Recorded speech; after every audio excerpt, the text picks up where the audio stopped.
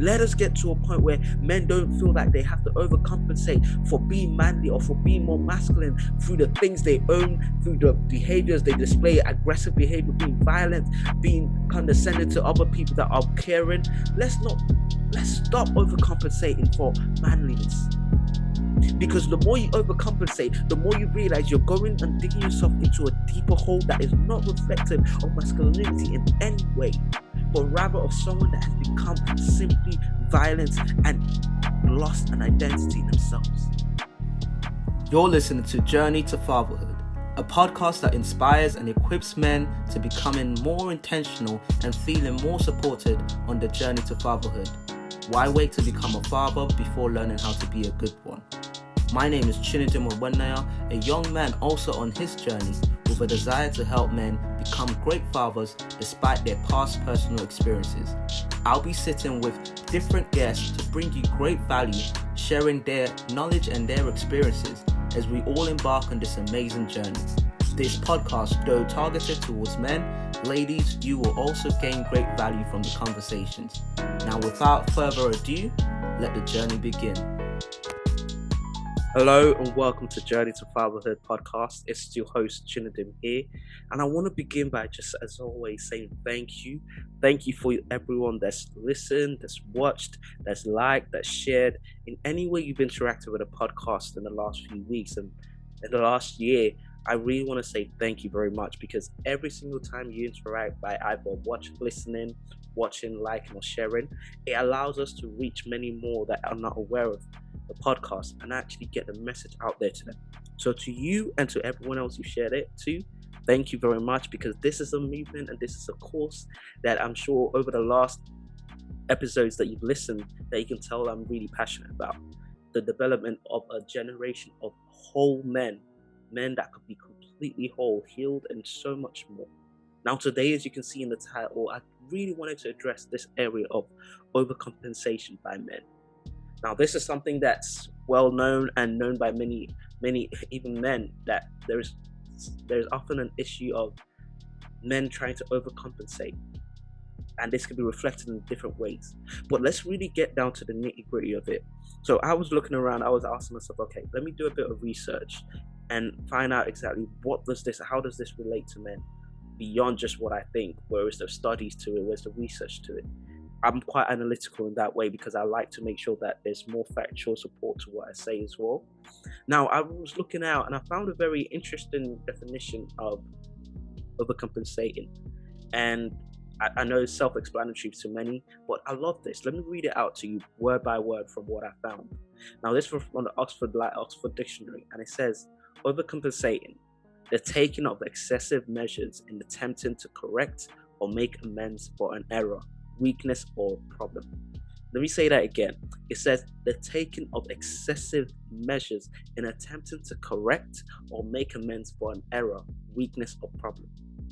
Now, with the area of men, it comes to be a thing where I've experienced this firsthand. I know that there have been times where I've tried to overcompensate in my own ways, and the question now becomes, how can we manage that?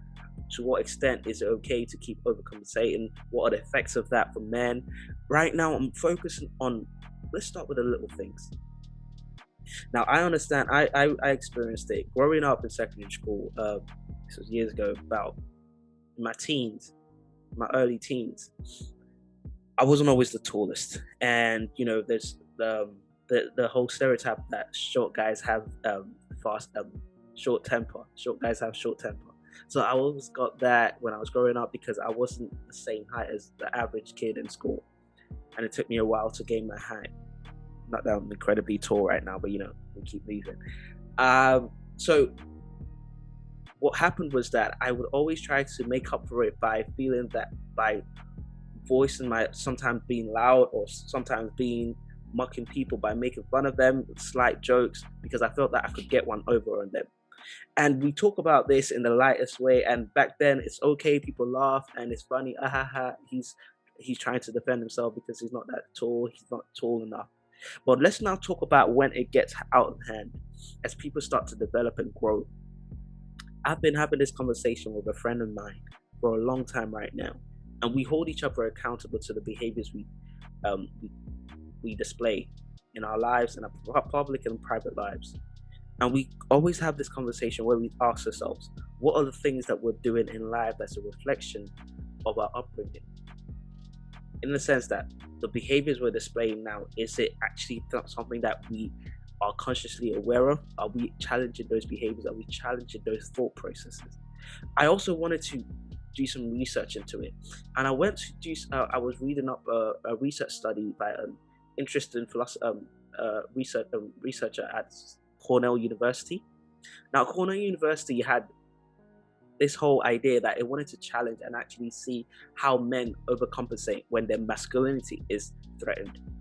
And they used a few stimuli, and they were talking about how they wanted to express certain behaviors, certain tendencies, certain activities, and even with material things. So they presented people with purchasing an SUV car as opposed to purchasing an SUV car, as well as different behaviors towards people that are more feminine, in terms of people that are more caring and more emotional.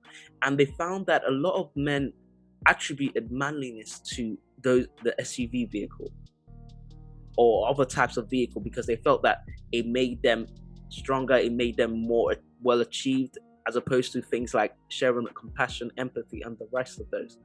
Now, it got me thinking to myself, where over time we have seen the rise of men being unapologetically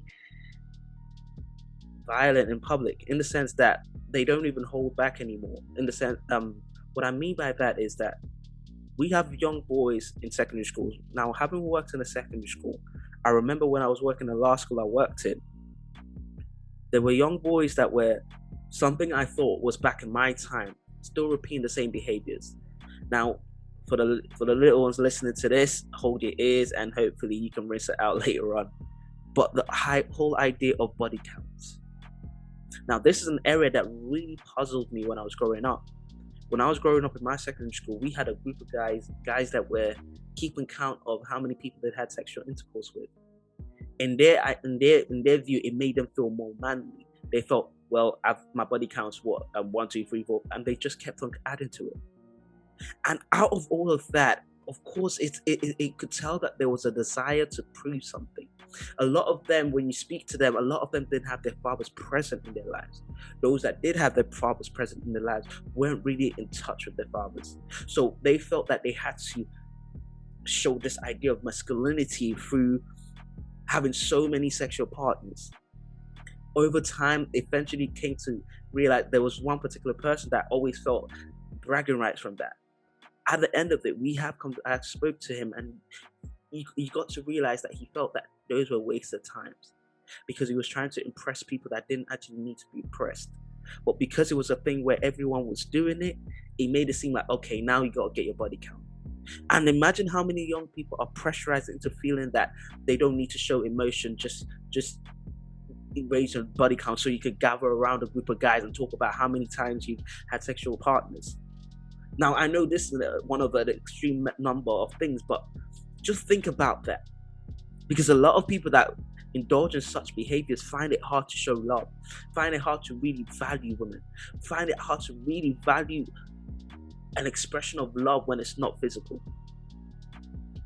And this is the area that I want us to address.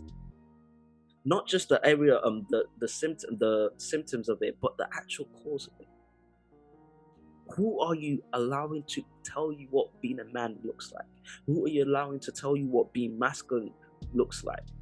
Because we've come to a generation where so many people feel that, talking bad about women, talking bad about each other is a sign of respect. It's almost like people are now having these.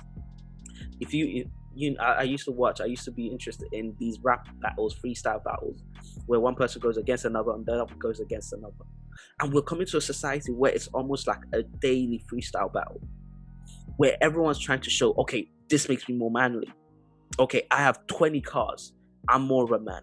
I have 20 pieces of chain, I'm more of a man. I know these many people, I've spoken to these many girls, I've spoken to all these other things, I am more of a man. I have this much money, I am more of a man than you are. Since when did being a man become an accumulation of wealth? Since when did that be represented by an accumulation of material things, or just pride. Being a man does not mean that you've being more manly is not represented in how many sexual partners you have. Being more manly is not represented in how much more wealth or material things you have. Being a man is not represented by how much aggressive and violent you are. Because all those things are, whether you like it or not, a cry for help, a cry for validation, a cry for acceptance. And I'm here to tell you that you don't need to validate yourself through those things. Being more manly could be being more courageous to love, be more courageous to be vulnerable, because I think not enough people talk about that.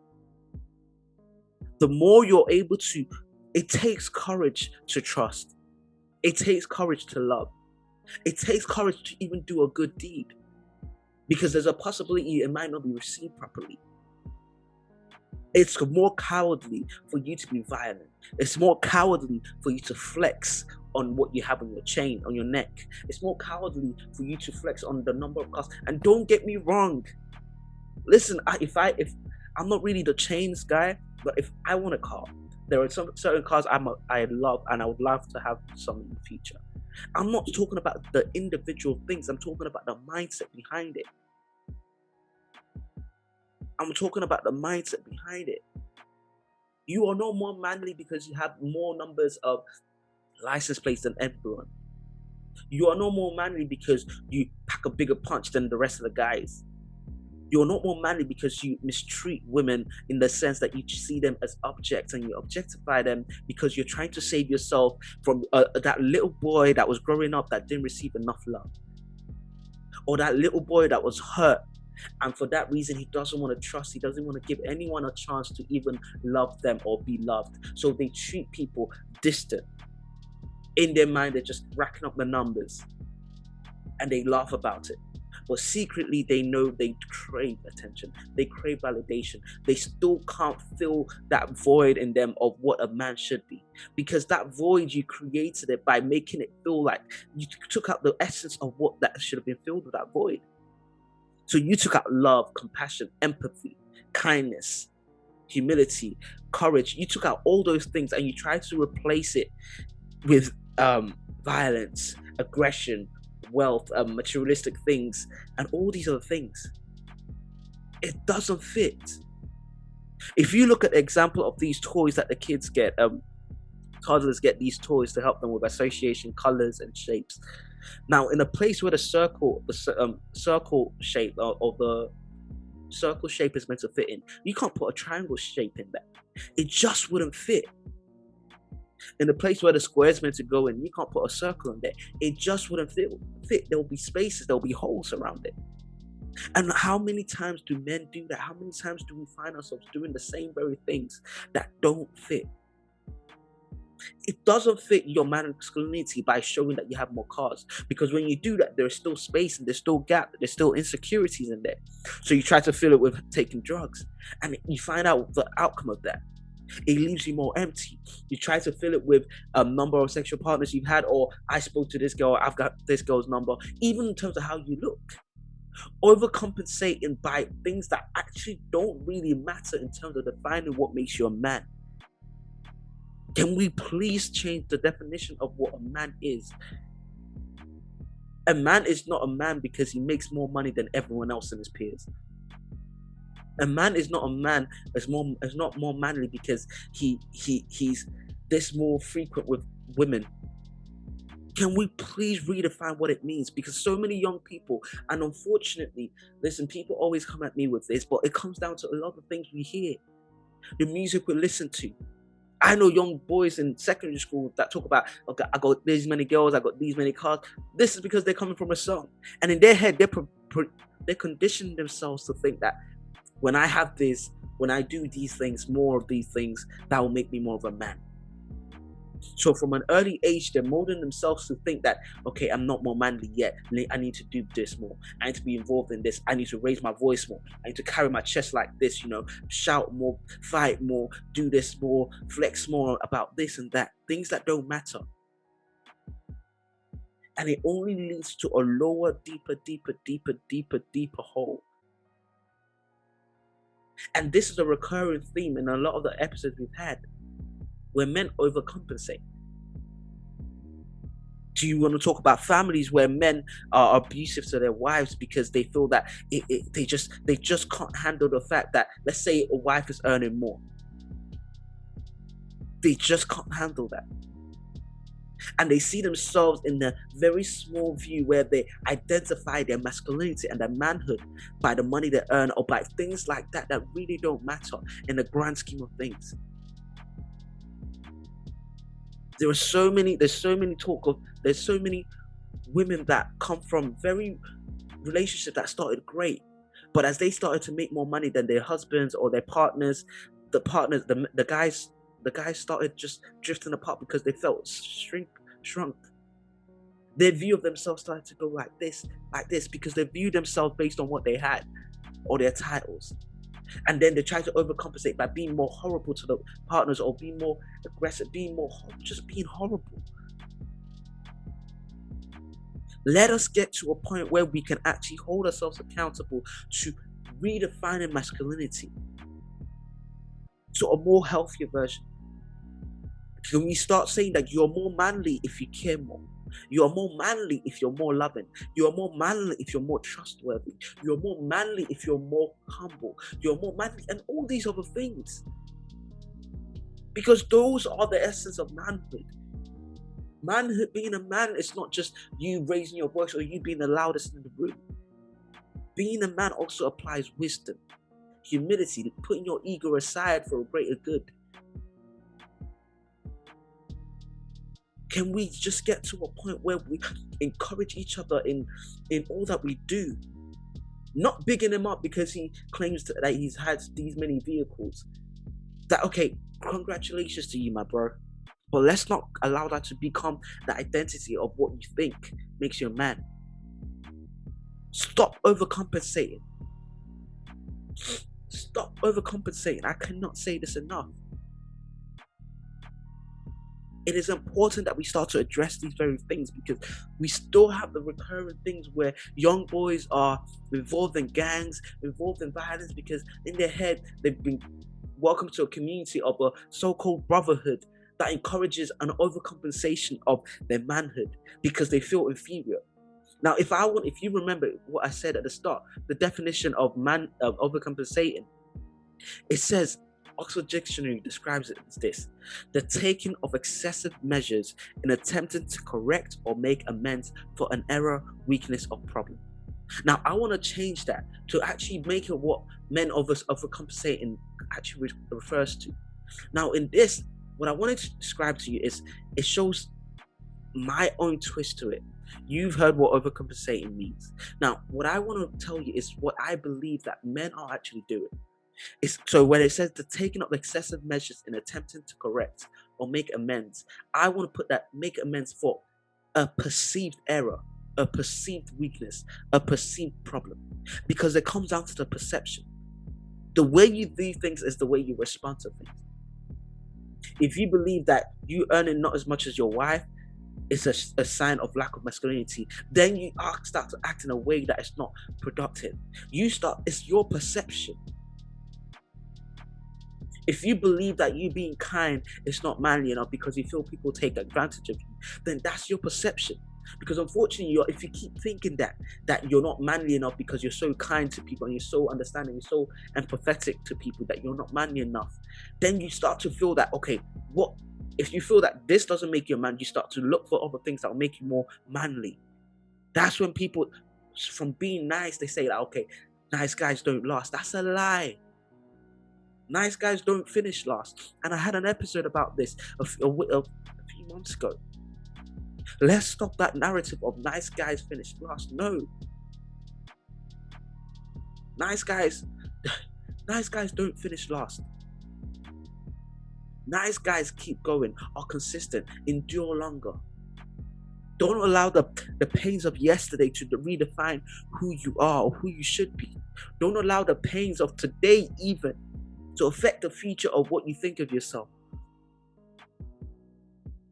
The fact that your father was not present does not mean you then have to distance everyone else. Or the fact that your father was horrible to you does not mean you need to be 10 times horrible to other people. It's okay to sit each other aside, to call a friend, to call a brother aside and just tell him, listen, bro, I don't think this is great. This is not who you are. This is not who you should be. This does not make you more manly. Let's address this. Let's talk about this. Let's resolve this.